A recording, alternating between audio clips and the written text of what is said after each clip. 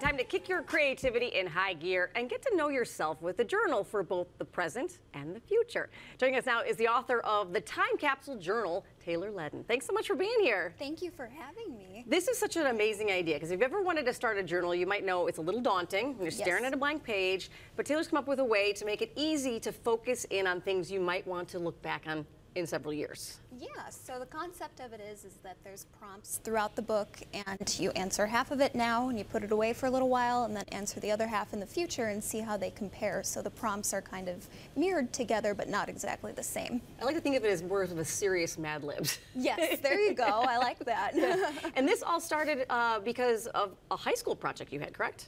It started from boredom in high school. So I was kind of a nerd and spent a lot of time alone, so I would journal a lot, and I thought it would be a cool idea as a senior to write everything down and put the book away upon graduation and then not look at it for 10 years. So I have a couple more years left to go before I can look at it.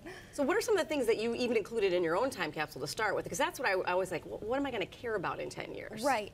I wrote down a lot of goals, like a lot of bucket list items that I wanted to do. So I know that I have a few things to check off, like skydiving and write a book and things like that. So I know that that's in there, but there's a lot that I know I've forgotten. So I'm excited to go back through and look and see what's in there. Well, plus I just think of myself, I'm a little bit older than you, but 10 years ago, my priorities were so very different. My objectives were different than where they are now. And it's nice to go back and rethink of where you were, because it helps you where you're going, right? Exactly, yeah. And you can see how you've changed and progressed, and it's kind of a nice little self-reflection, so it's fun.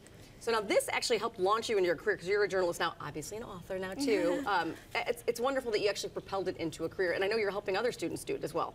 Yes, I had the opportunity to visit students at a local junior high last year and talk to them about writing and publishing and all of the great things that can come from writing. So hopefully I inspired somebody to write something down.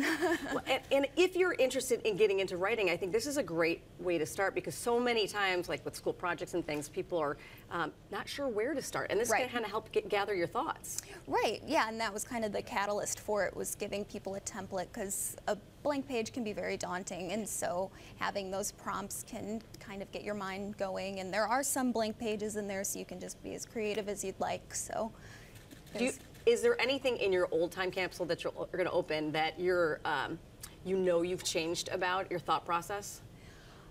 That's a good question. I think that I'll just laugh at some of the entries and how I looked at things then, because I think it's very much the same but different now, and I think it'll be funny to go and see who I was then, and might be a little embarrassing, but we definitely get more grounded, right? Yeah. We get a little bit more realistic about things as we get a little older. Yeah. Right. Yeah. Glad I'm not 17 anymore. Right. So. Thanks so much for being here. This is wonderful. Thank you. If you want to get a copy of the Time Capsule Journal or to keep up with Taylor, just head to taylorleddin.com.